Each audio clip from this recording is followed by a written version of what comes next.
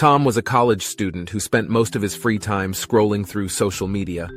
He was constantly distracted by his phone, checking for new likes and comments, and before he knew it, hours would pass by without any progress on his studies.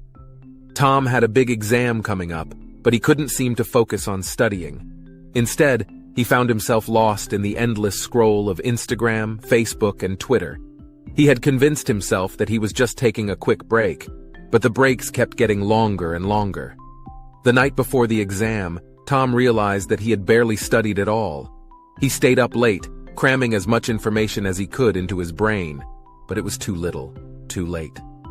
The next day, Tom walked into the exam room feeling unprepared and nervous. He struggled to remember key concepts and formulas that he knew he had studied before, but couldn't quite recall. As the clock ticked down, Tom knew that he was going to fail. After the exam, Tom felt defeated. He couldn't understand how he had let himself get so distracted by social media that he had neglected his studies.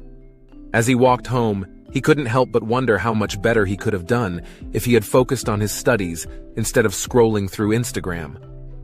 From that day on, Tom made a conscious effort to limit his time on social media. He downloaded apps that would help him stay focused, and he started to see an improvement in his grades. He realized that the constant notifications and distractions of social media were not worth sacrificing his academic success. Tom learned an important lesson from his social media trap experience. He realized that social media can be a useful tool for staying connected with friends and family, but it can also be a major distraction. He made a promise to himself to use social media in moderation and focus on what really mattered: his education.